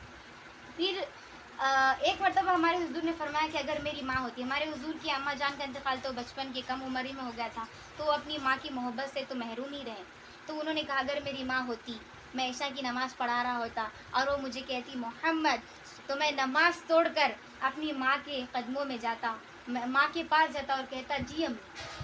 یعنی کہ ماں کو یہ بھی مقام دیا گیا کہ ماں کی ایک آواز پر ہمارے حضور لوٹ کر آئیں گے. تو ماں کا بھی کتنا بڑا اللہ نے مقام رکھا ہے. اور اس کے علاوہ اویس قرنی ایک بہت اچھے شخصیت، ہمارے حضور ہمارے حضور کے دور میں ہمارے حضور نے بتلا کر گئے تھے، ہمارے حضور نے کہا تھا میرے بعد ایک شخص آئے گا، وہ اپنی ماں کی اتنی خدمت کرے گا کہ اللہ تعالیٰ اس کو آخرت میں ایک ایسا موقع دے گا. جنت میں جب سب لوگ جانے کے لیے ریڈی ہوں گے نا تو اللہ کہے گا کہ اویس تو اپنی انگلی پھیرا، جہاں جہاں تیری انگلی جائے گی وہاں تیری طفیل میں ان کو جنت الفردوس میں ڈالوں گا. ایک ماں کی خدمت، ایک عورت جو ماں ہے اس کی خدمت پر اللہ تعالیٰ کئی لوگوں کو جنت میں ڈال دیں گے. تو اللہ نے کتنا بڑا مقام عورت کو یہاں پر بھی دیا ہے. تو پھر ہم اپنے اسلام کے لیے کیا کریں؟ اور ایک بہت ہی دلچسپ یہ ہے، عاتقہ بنت زید ایک صحابیہ تھی، ہمارے حضور کے زمانے کی ایک عورت تھی عاتقہ بنت زید. تو ان کا نکاح ایک صحابی سے ہوا، وہ شہید ہو گئے. پھر اور ایک صحابی سے ہوا، وہ بھی شہید. اور ایک صحابی سے ہوا، وہ بھی شہید. اور ایک صحابی سے ہوا، وہ بھی شہید ہو گئے. اب 5 بار ہوا، وہ بھی شہید. یعنی کہ 5 شوہروں سے ان کا نکاح ہوا، وہ شہید ہو گئے. اب ہمارے زمانے میں وہ ہونا تو لوگ 50 سے زائد باتیں بنا دیتے تھے، ایسا ہے ویسا ہے. لیکن اہل مدینہ کے لوگوں کو دیکھیے، اہل مدینہ کے الفاظ دیکھیے، جس کو بھی شہادت حاصل کرنی ہے، جس کو بھی شہادت کا شرف چاہیے، وہ عاتقہ بن زید سے نکاح کر لے. یہ الفاظ، یہ سوچ ان کے اندر کہاں سے آئی؟ نبی کی سیرت سے. ہمارے نبی نے ان کو ایسے اخلاق سکھائے تھے، تبھی تو انہوں نے کہا. ہمارے زمانے میں اگر کوئی ایک ایسی عورت ہوتی تھی نا تو ایک عورت ایک بات کرتی تھی. ایک بولتی تھی کہ ان کی قسمت خراب ہے، ایک بولتی تھی کہ ان کا قدم خراب ہے، ایک بولتی تھی ایسا ہے منحوس ہے، فلانا ہے، نعوذ باللہ. لیکن ان کی تعلیمات دیکھیے، وہ کیا کر رہے ہیں، جس کو شہادت چاہیے وہ نکاح کر لے. تو ہمارے اندر بھی اخلاق کب آئیں گے؟ جب ہم سیرت پڑھیں گے. تو عورت کو یعنی کہ سیرت جاننے کے اعتبار سے عورت کو کتنا اچھا مقام دیا گیا. عاتقہ بنت زید کو لوگ کتنا بھلا برا بھی کہہ سکتے تھے، لیکن سیرت نبوی کی وجہ سے انہیں کتنا اچھا مقام دیا گیا، عزت کی گئی ان کی. اسلام کی خاطر کئی مسلمان عورتوں نے اپنے شوہروں، نوجوان بچوں، گھر مال، یہاں تک کا محرم کا جو واقعہ ہے وہاں پر عورتوں نے اپنی عزت بھی جان پر لگا دی تھی. عورتوں کو قید کر لیا گیا تھا، ہمارے اہل بیت کی عورتوں کو قید کر لیا گیا تھا. تو اتنے مطلب کہ اتنا اپنے ہر چیز کو قربان کر وہ دین ہم تک پہنچایا. اور اسلام کے لیے سب سے پہلے شہید ہونے والی خاتون حضرت سمیہ رضی اللہ تعالیٰ عنہ، جو کہ ضعیف تھی اور انہوں نے کلمہ پڑھا تھا. تو ان کو اتنا مارا گیا، ان کو گھوڑوں کی رسی سے باندھ کر ان کو پورا گھمایا گیا. اتنا ان کو تڑپا کر مارا گیا. کس لیے؟ کیونکہ انہوں نے اللہ اور اس کے رسول کا کلمہ پڑھ لیا تھا. تو اسلام میں سب سے پہلے شہید ہونے والی خاتون حضرت سمیہ رضی اللہ تعالیٰ عنہ.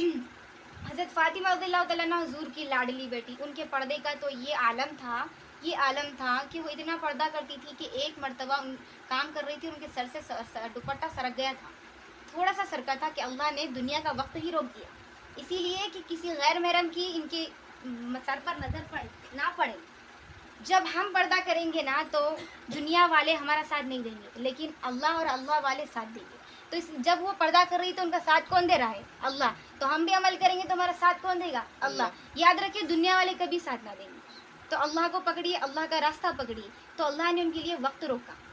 پھر ان کے پردے کا یہ عالم تھا کہ وہ مرنے سے پہلے سکون سے بیٹھ کر یہ پلاننگ کر رہی ہیں کہ میرے جنازے کی چادر پر بھی کسی غیر محرم کی نظر نہ پڑے۔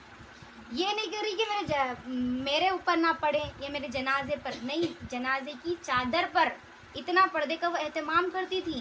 آج ہم ذرا موت کو یاد کریں گے بولتے اماں جانتے جمع چھوڑو، مرے جب مرتے، ایسا بولتے، لیکن وہ سکون سے بیٹھ کے کیا بول رہی ہیں کہ میرے جنازے کی چادر پر بھی نظر نہیں پڑنی چاہیے۔ اتنا اہتمام آج ہم سوچتے ہیں نہیں سوچتے، ہم تو آج پردہ بھی ایسا کر رہے ہیں، ایسے برقعے پہن رہے ہیں کہ نہیں دیکھنے والوں کی نظر پڑ رہی۔ اب یہ آنکھ ہے، یہ آنکھ کو کچھ الگ دکھے گا تو وہ دیکھے گی، ایک الگ کلر، ہم سب بلیک پہن کر بیٹھے ہیں، اگر کوئی وائٹ یا ریڈ پہن لے تو الگ دکھ کر آئیں گے۔ تو اسی طرح فاطمی برقعہ پہنے، برقعہ بھی آج کل فیشنوں میں ڈال دیے، تو فاطمی لباس اپنائیں، فاطمی برقعہ اپنائیں۔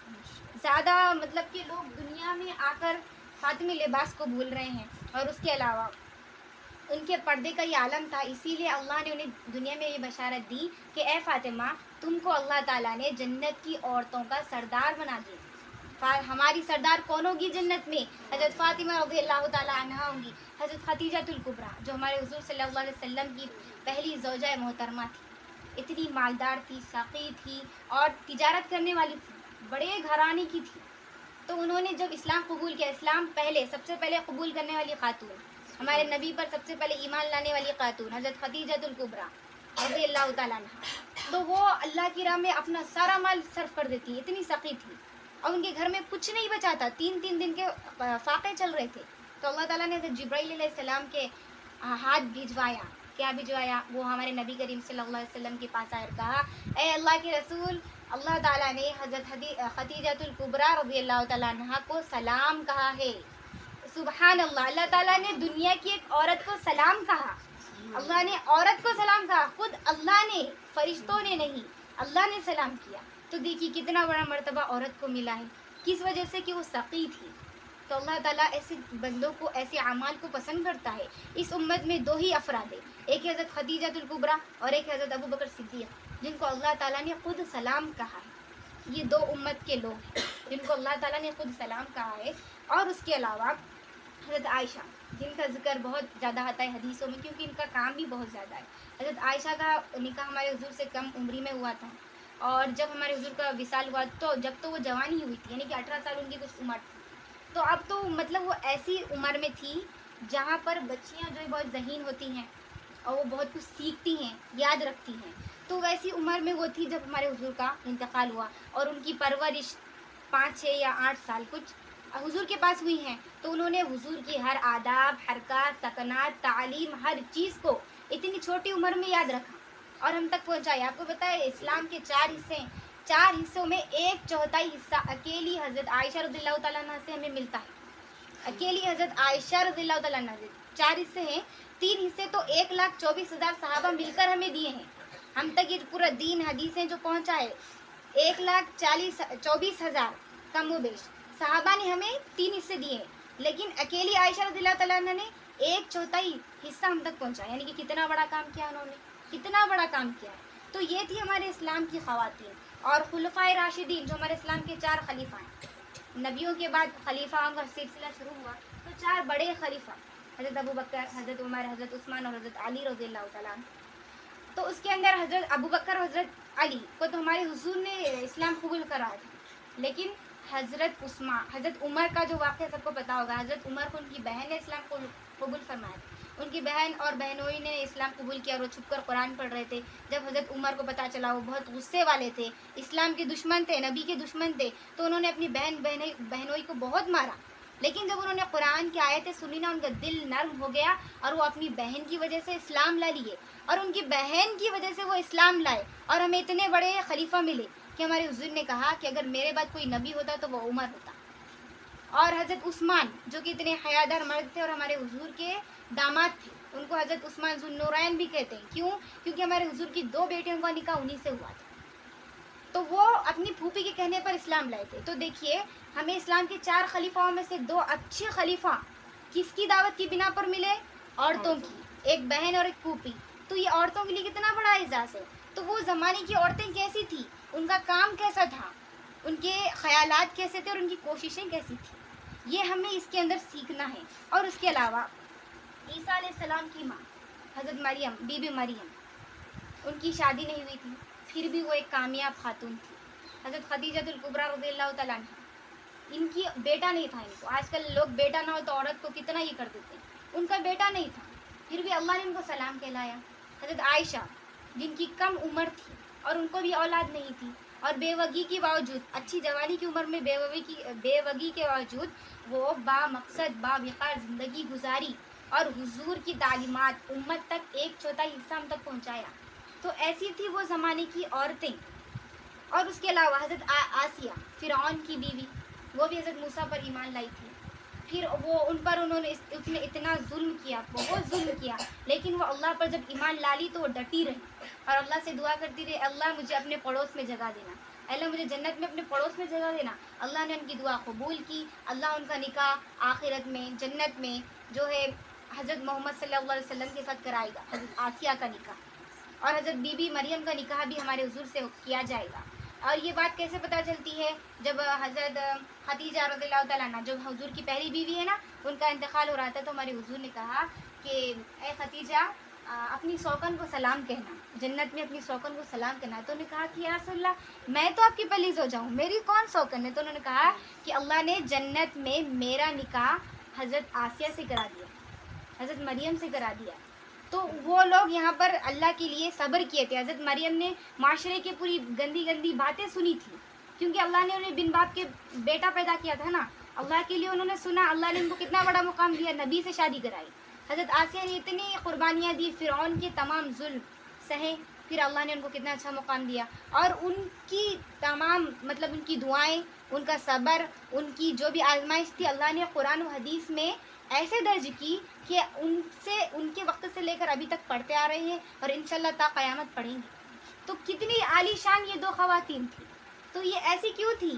کیونکہ انہوں نے اللہ اور رسول کے لیے مر مٹھا تھا، ان کے دل میں اتنا جذبہ تھا۔ اور اس کے علاوہ لاسٹ بات، ہمیں اللہ کے لیے سنورنا ہے۔ اب میری بہنوں سوچیے کہ ہم نے ایسا کیا کیا اپنے اللہ اور اس کے رسول کے لیے۔ آپ نے اتنی باتیں سن لی کہ یہ صحابیہ نے یہ کیا، یہ صحابیہ نے یہ کیا، انہوں نے یہ کیا، انہوں نے کیا۔ ہم نے کیا کیا؟ ہم نے کیا کیا؟ ہمارے اللہ کے لیے کیا کیا؟ ہمارے حضور کے لیے کیا کیا؟ ہم نے جنت و دوزخ کے لیے کیا کیا؟ ہم نے آخرت کے لیے کیا کیا؟ ہم نے امت کے لیے کیا کیا؟ ہم نے اپنی نسلیں، آنے والی نسلوں کے لیے کیا کیا؟ دنیا کے اعتبار سے تو ہم نے ان کے لیے گھر بنا دیا، ہم نے ان کے لیے مال جمع کر دیا، کاروبار کر لیا، لیکن آخرت کے لیے کیا کیا؟ تو اسی لیے ہم یہ کہہ رہے ہیں کہ ہمیں اللہ کے لیے سنورنا ہے۔ ہم دنیا کے لیے بہت سنور چکے، ہمیں اللہ کے لیے سنورنا ہے۔ اب اللہ کے لیے سنورنا ہے تو اب اللہ کے لیے کچھ الگ میک اپ نہیں ملتا مارکیٹ میں۔ اللہ کا میک اپ کیا ہے؟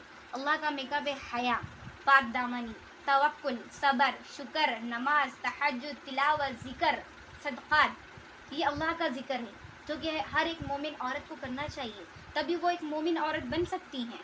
تو اس کے علاوہ تو اگر ہم یہ چیزیں، یہ سب اللہ کے لیے سنورنے کی چیزیں ہیں۔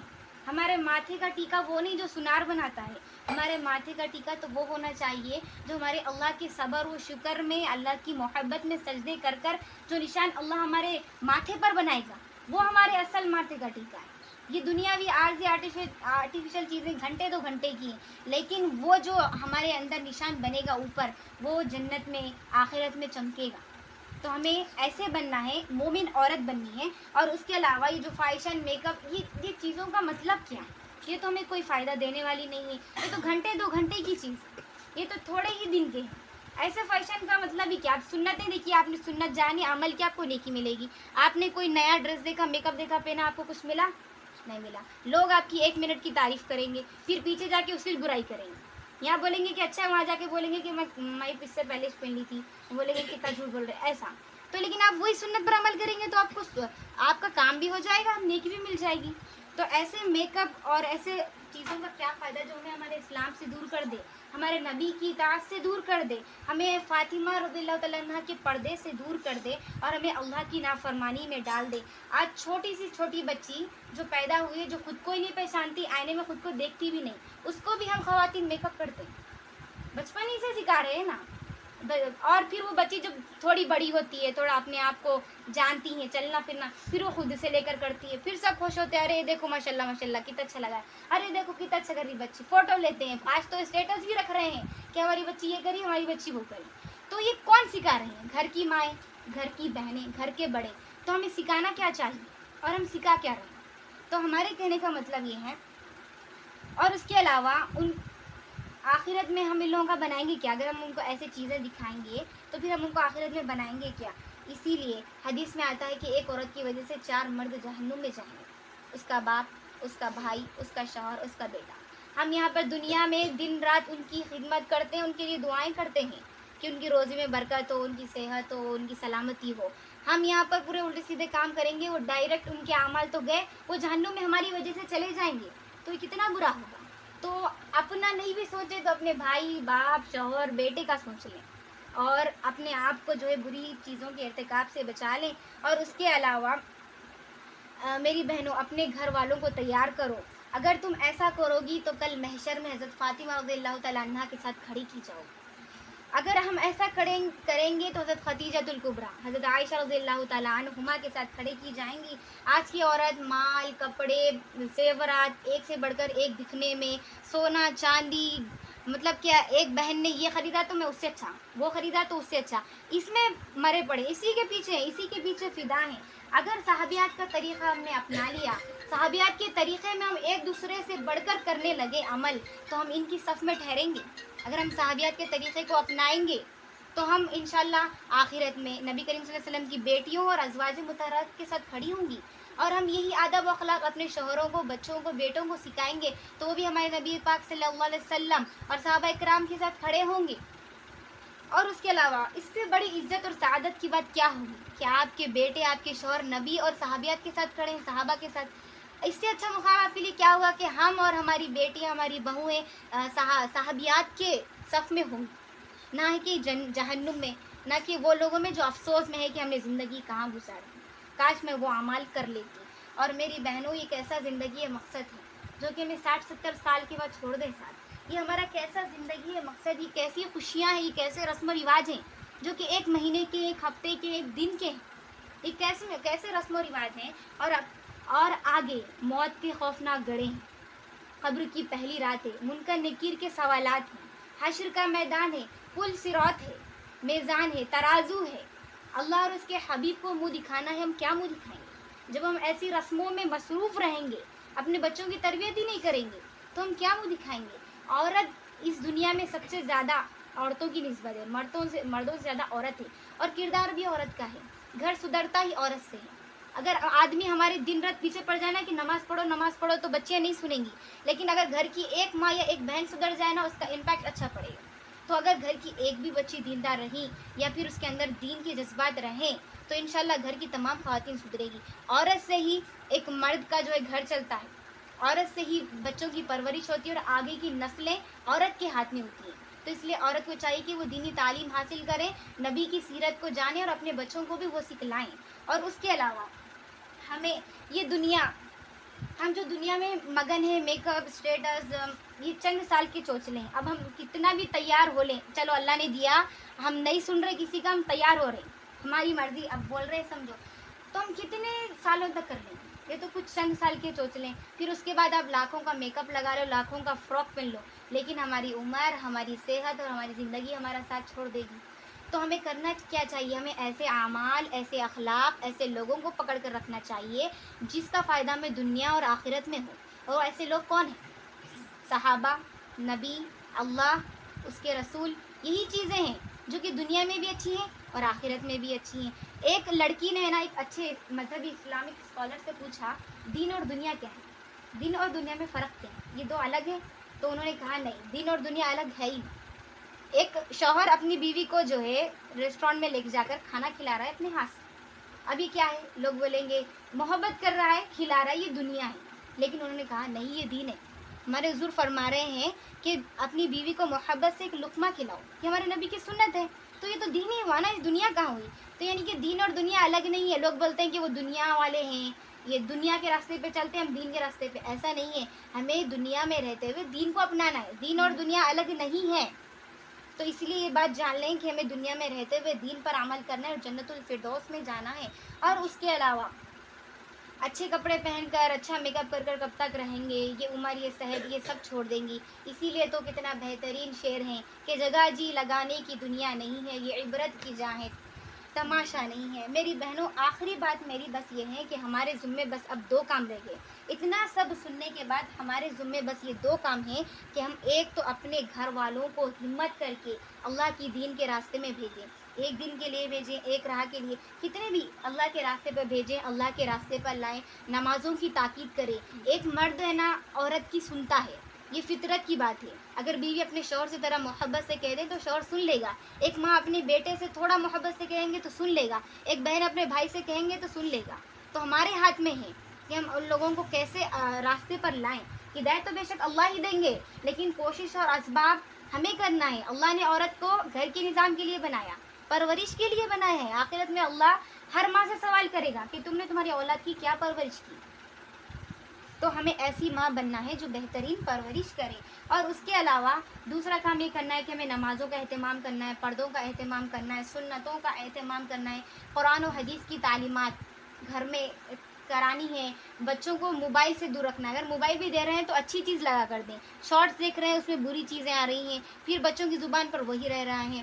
حرام چیزیں، گانے وغیرہ بچے گا رہے ہیں اور لوگ اس کو سن کر خوش بھی ہوتے ہیں. تو ایسے چیزوں سے بچوں کو پہلے سے بتائیں کہ بیٹا گانا نہیں سننا چاہیے، حرام ہے. تو اسی طرح اپنے بچوں کو اچھی چیزوں کی طرف لائیں. قرآن و حدیث کی تعلیمات اپنے گھر کی فضولیات سے پاک رکھیں. اپنے گھر کو فضولیات سے، لہو لعب سے، ٹی وی وغیرہ سے پاک رکھیں. اور اس کے علاوہ فجر کے لیے خود بھی اٹھیں. نمازیں ساری پڑھتے ہیں. فجر ہے جس میں انسان کو نفس پر جو ہے یہ کرنا ہوتا ہے، نفس پر قابو کر کر اپنے نفس کو روک کر. اب تو سردیاں ہیں، اب تو بہت بڑا ٹاسک ہمارے لیے. گرم بستر رضائی کو چھوڑ کر اللہ کی طرف ٹھنڈے پانی سے بسیں. تو یہ تو بہت بڑا ٹاسک ہے. تو ہم کیا کرتے ہیں، چند مائیں خود اٹھ جاتی ہیں، بچوں کو نہیں اٹھاتی، الٹا اڑا کر سلا دیتی ہیں کہ سو جاؤ بیٹا، زیادہ سردی ہے، بخار آ جاتی. لیکن اگر آپ خود اٹھیں، اپنے شوہر، اپنے بچوں سب کو اٹھائیں. اگر آپ اپنے بچوں پر یہاں ترس کریں گی تو جہنم میں ان پر کوئی ترس نہیں کرے گا. کیونکہ نماز کی کوئی معافی نہیں ہے. ہر چیز کی معافی ہے، نماز کی معافی نہیں ہے. تو اپنے بچوں پر نماز کے اور دین کے معاملے میں ترس نہ کھائیں. نماز کے معاملے میں تو ہرگز ترس نہ کھائیں. اب بچہ جب 7 سال کا ہوتا ہے تو اسے مار کر آپ کو نماز پڑھانا چاہیے. یہ ماں کو معلوم ہونا چاہیے. اسی لیے بچوں کو بھی نماز پڑھائیں.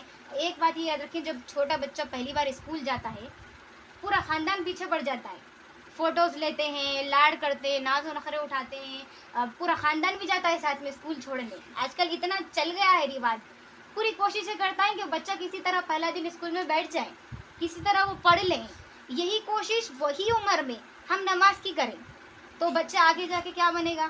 نمازی بنے گا. اور جب بچہ نماز پڑھے گا 5 وقت کی اور والدین کے لیے دعا کرے گا، ربنا اغفر لی ولوالدی وللمؤمنین یوم یقوم الحساب، تو ہمارے لیے کتنی بڑی بات ہوگی. ہمارا بچہ ہمارے لیے مغفرت کی دعا کرے گا. تو ہماری پرورش، آپ نے جو بچے کو پیدا کر کر اتنے سالوں تک پالا ہے، اس کا نتیجہ آپ کو تبھی ملے گا جب آپ کا بچہ 5 وقت کا نماز پڑھ کے آپ کے لیے مغفرت کی دعا کر رہا ہے. ورنہ نہیں، آپ نے بہت پڑھا لیا، لاکھوں کا خرچ کر کر امریکہ بھی جایا، ہر جگہ بھی جایا، ڈاکٹر، انجینئر سب بنایا، کوئی فائدہ نہیں ہوگا اگر آپ کا بچہ مغفرت کی دعا نہیں کرے گا. تو اپنے بچے کو نمازی بناؤ، پھر ڈاکٹر انجینئر بناؤ. ڈاکٹر انجینئر نہیں بنے، نوکری نہیں کرے، تب بھی ان کو اللہ بھوکا نہیں رکھے گا. اللہ تعالیٰ ہی نے پیدا کیا، وہی کھلائے گا، وہی مارے گا.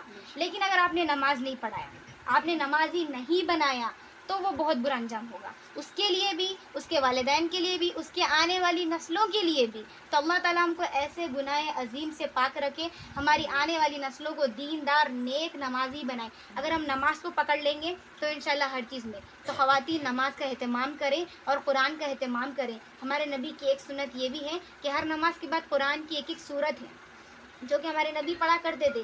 ضروری نہیں کہ وہی پڑھیں، لیکن اگر آپ چاہیں تو پڑھ سکتے ہیں، اس کی بھی زیادہ فضائل ہیں. تو فجر کے بعد سورہ یاسین اور سورہ فجر کا اہتمام کریں. ظہر کے بعد سورہ فتح، اور عصر کے بعد سورہ نبا، اور مغرب کے بعد سورہ واقعہ.